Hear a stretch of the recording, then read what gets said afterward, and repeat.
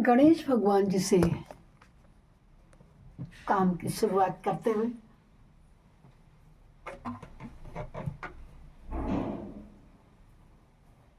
हम शिव भक्ति की ओर जाएंगे। नमस्कार, धन्यवाद धन्यवाद, नमस्कार नमस्कार। आप आए, बहुत बहुत धन्यवाद। बने रहने के लिए धन्यवाद।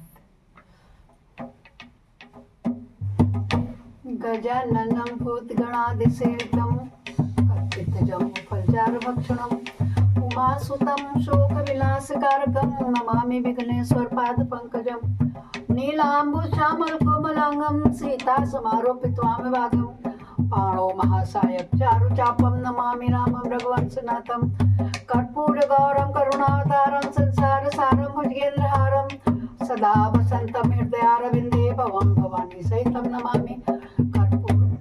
त्वमेव माता च पिता त्वमेव बन्धुश्च सखा त्वमेव विद्या द्रविणं त्वमेव सर्वं मम देव। गुरुर्ब्रह्मा गुरुर्विष्णु गुरुर्देव महेश्वर गुरु साक्षात् परब्रह्म तस्मै श्री गुरुवे नमः। आनंदी आनंद कर सब संकट दूर, जो सेवक चरण पड़े सदा रहे भरपूर।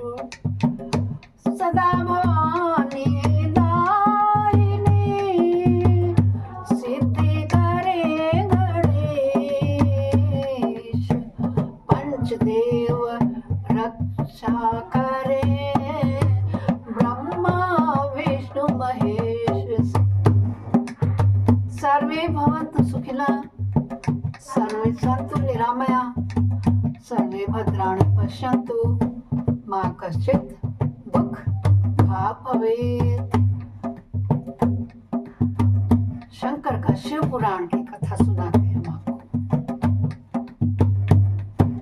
जिसे श्रवण कर मिट जाती है,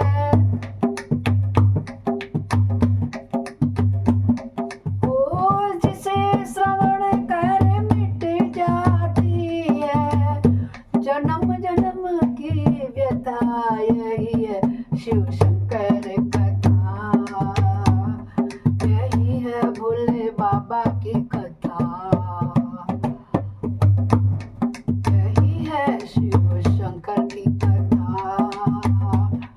यही है भोले बाबा की कथा।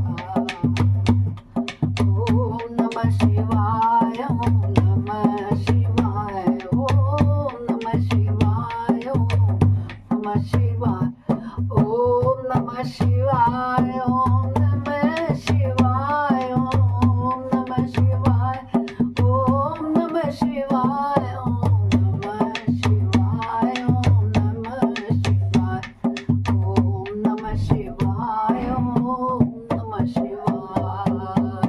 बोलो शंकर भगवान की जय होवे। जय जय भोलेनाथ, जय जय समस्त देवी देवताओं की जय होवे। दोस्तों, शिव पुराण में कल हमने 23वें अध्याय का अध्ययन किया था। आज हम उसके आगे का अध्याय का अध्ययन करेंगे, 24 और 25 का। आप सभी लोग बने रहें। इसमें शुद्धि का उपाय बताया जाएगा कि त्रयंबक ज्योतिर्लिंग के प्रसंग में महर्षि गौतम के द्वारा किए गए परोपकार की कथा, उनका तप के प्रभाव से अक्षय जल प्राप्त करके ऋषियों के अनावृष्टि के कष्ट से रक्षा करना और ऋषियों का छल पूर्वक उन्हें गोहत्या में फंसाकर आश्रम से निकालना और फिर शुद्धि का उपाय बताना। बोलो शंकर भगवान की जय होवे। जय जय होवे। जय भोलेनाथ, जय जय भोलेनाथ, जय हो भोलेनाथ तुम्हारी जय होवे। सभी शंकर भगवान की जय होवे। सूत जी कहते हैं, मुनिवरों सुनो, मैंने सदगुरु व्यास जी के मुख से जैसी कहानी सुनी थी उसी के रूप में एक पापनाशक कथा तो मैं सुना रहा हूँ। पूर्व काल की बात है। गौतम नाम से विख्यात एक श्रेष्ठ ऋषि रहते थे जिनकी परम धार्मिक पत्नी का नाम अहिल्या था। दक्षिण दिशा में जो ब्रह्मगृह है वहीं उन्होंने 10,000 वर्षों तक तपस्या की थी। उत्तम व्रत का पालन करने वाले महर्षियों को एक समय वहां से 100 वर्ष तक बड़ा भयानक अवर्षण हो गया। सब लोग महान दुख में पड़ गए। इस भूतल पर कहीं कोयला पत्ता भी नहीं दिखाई देता था। फिर जीवन का आधारभूत जल कहाँ से दृष्टिगोचर था। उस समय मुनि, मनुष्य, पशु, पक्षी, मृग सब वहां से 10 दिशाओं को चले गए। तब गौतम ऋषि ने 6 महीने तक तप करके वरुण देवता को प्रसन्न किया। वरुण देवता ने प्रकट होकर के और उनसे कहा, क्या कहा, आइए सुने, मैं आप लोगों को सुनाती हूँ, ध्यान पूर्वक सुनिए। उन्होंने कहा, ऋषि ने वृष्टि के लिए प्रार्थना की है तो देवताओं के विधान के विरुद्ध वृष्टि न करके मैं तुम्हारी इच्छा के अनुसार तुम्हें सदा अक्षय रहने वाला जल देता हूँ, वरुण देवता ने कहा। धन्यवाद। Angel check, good evening and thank you.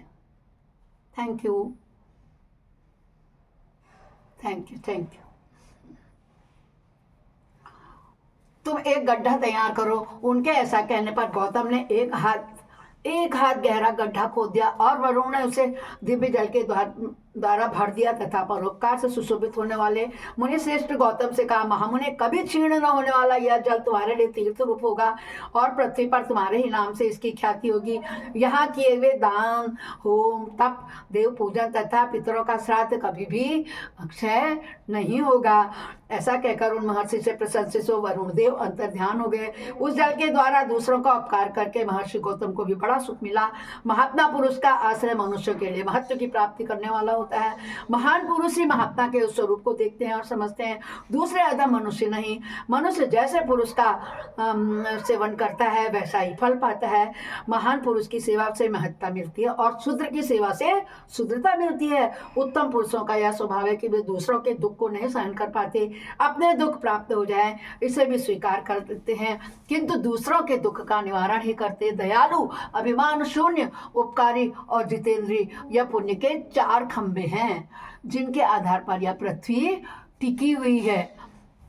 तदंतर गौतम जी वहां उस परम दुर्लभ जल को पाकर विधि पूर्वक नित्य नैमित्तिक कर्म करने उन मुनीश्वरों ने वहां नित्य होम की सिद्धि के लिए धान, जौ और अनेक प्रकार के निवार पिवा दिया। तरह के धन्य धान्य, भांति भांति के वृक्ष और अनेक प्रकार के फल फूल वहां लहलहा उठे। यह समाचार सुनकर वहां दूसरे सहस्रों ऋषि, मुनि, पशु, पक्षी तथा बहुसंख्यक जीव जाकर रहने लगे। वह वन इस भूमंडल में बड़ा सुंदर हो गया। उस अक्षय जल के संयोग से अनावृष्टि वहां के लिए दुखदायिनी नहीं रही।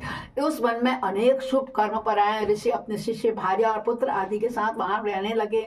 उन्होंने कालक्षेप करने के लिए वहां धान बोया। गौतम जी के प्रभाव से उस वन में सबोर आनंद छा गया। एक बार वहां गौतम के आश्रम में जाकर बसे हुए ब्राह्मणों की स्त्रियां जल के प्रसंगों को लेकर अहल्या पर नाराज हो गई, है ना। उन्होंने अपने पतियों को उकसाया। उन लोगों ने गौतम का अनिष्ट करने के लिए गणेश जी की आराधना की। भक्त पराधीन गणेश जी ने प्रकट होकर वर मांगने के लिए कहा।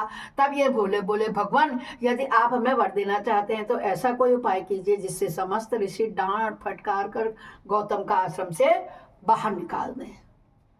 देखा कैसे कहा। गणेश जी ने कहा, ऋषियों, तुम सब लोग सुनो, इस समय तुम उचित कार्य नहीं कर रहे हो। बिना किसी अपराध के उन पर क्रोध करने के कारण तुम्हारी हानि ही होगी। जिन्होंने पहले उपकार किया हो उन्हें यदि दुख दिया जाए तो वह अपने लिए हितकारक नहीं होता है। जब उपकारी को दुख दिया जाता है तब वह उससे इस जगत में अपना ही नाश होता है। ऐसी तपस्या करके उत्तम फल की सिद्धि की जाती है। स्वयं ही शुभ फल का परित्याग करके अहितकारक फल को नहीं ग्रहण करना चाहिए।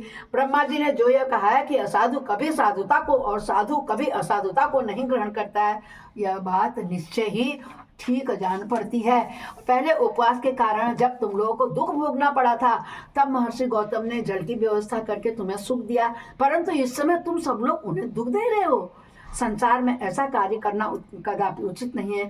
इस बात पर तुम सब लोग सर्वथा विचार कर लो। स्त्रियों की शक्ति से मोहित तुम लोग यदि मेरी बात नहीं मानोगे तो तुम्हारा यह बर्ताव गौतम के लिए अत्यंत हितकारी होगा, इसमें संशय नहीं है। ये मुनि श्रेष्ठ गौतम तुम्हें पुनः निश्चय ही सुख देंगे, अतः उनके साथ छल करना कदापि उचित नहीं है, इसलिए तुम लोग कोई दूसरा वर मांगो।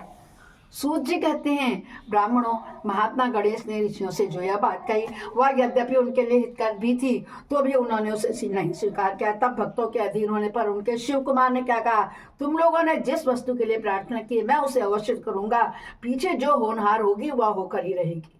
ऐसा कहकर वे अंतर्ध्यान हो गए।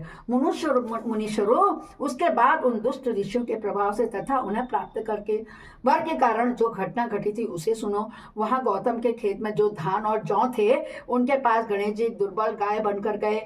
दिए हुए वर के कारण वह गौ कांपती हुई वहां जाकर धान और जौ चरने लगी। इसी समय दैववश गौतम जी वहां आ गए। वे दयालु ठहरे, इसलिए मुट्ठी भर तिनके लेकर के उन्हीं से उस गौ को हाँकने लगे। उन तिनकों का स्पर्श होते ही वह गौ पृथ्वी पर गिर पड़ी और ऋषि के देखते देखते उसी क्षण मर गई। उन्होंने गैया का तारण कर दिया। वे दूसरे दोषी ब्राह्मण और उनकी दुष्ट स्त्रियां वहां छिपे हुए सब कुछ देख रहे थे। उस गौरी के गिरते ही उस गैया के गिरते ही वह सबके सब बोल उठे, गौतम ने ये क्या कर दिया। गौतम ने आश्चर्यचकित हो गए। अहिल्या को बुलाकर व्यथित हृदय से दुख पूर्वक बोले, रे देवी, यह क्या हुआ, कैसे हुआ, जान पड़ता है परमेश्वर मुझ पर कुपित हो गए हैं, अब क्या करूं, कहाँ जाऊं, मुझे तो हत्या लग गई।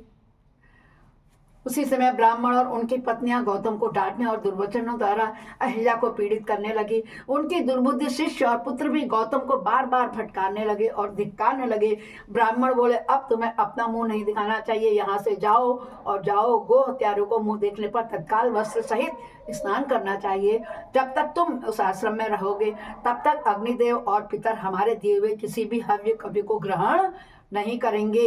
इसीलिए पापी गो हत्यारे, तुम परिवार से यहाँ से अन्यत्र चले जाओ और विलंब ना करो। सूत जी कहते हैं, ऐसा कहकर उन सब ने उन्हें पत्थरों से मारना प्रारंभ कर दिया। वे गालियां दे देकर गौतम और अहिल्या को सताने लगे। उन दुष्टों के मारने और धमकाने पर गौतम बोले, मुनियों, मैं यहाँ से अन्यत्र जाकर रहूंगा। ऐसा कहकर गौतम उस स्थान से तत्काल निकल गए और उन सबकी आज्ञा से 1 कोस दूर जाकर के उन्होंने अपने लिए आश्रम बनाया। वहां भी जाकर उन ब्राह्मणों ने कहा, जब तक तुम्हारे ऊपर हत्या लगी हुई है तब तक तुम्हें कोई यज्ञ याग आदि कर्म नहीं करना चाहिए। किसी भी वैदिक देव यज्ञ या पितृ यज्ञ के अनुष्ठान का तुम्हें अधिकार नहीं दिया गया है। मुनिवर, गौतम उनके कथनानुसार किसी तरह एक पक्ष बिताकर उस दुख से दुखी वो बारंबार उन मुनियों से अपनी शुद्धि के लिए प्रार्थना करने लगे। उनके दीन भाव से प्रार्थना करने पर उन ब्राह्मणों ने कहा, गौतम, तुम अपने पाप को प्रकट करते हुए 3 बार सारी पृथ्वी की परिक्रमा करो, फिर लौटकर यहाँ आना। 1 महीने तक व्रत करो, फिर उसके बाद इस ब्रह्मगिरी की 101 परिक्रमा करने के पश्चात तुम्हारी शुद्धि होगी, ऐसे बताया।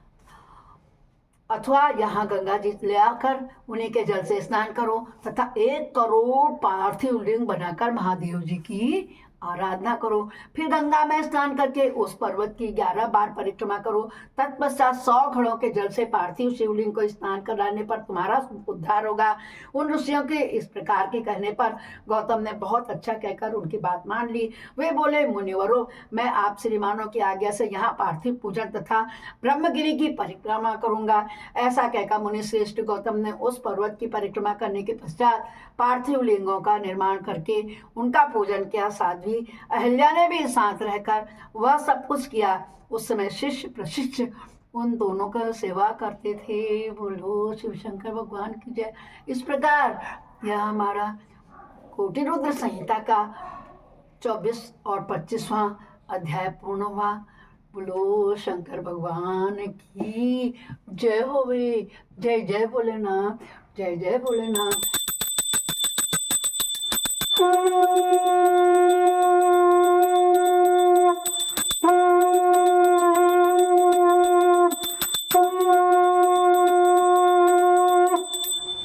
अपराध सहस्राणि क्रियन्ते अनिशम्य दासोऽमिति मम त्वां क्षम्यस्व परमेश्वरे। आवाहनं न जानामि विसर्जनम् पूजां च न जानामि क्षम्यतां परमेश्वर मंत्रहीनं क्रियाहीनं भक्तिहीनं सुरेश्वर यद् पूजितं मया देव पूर्णं तदत्सु मे।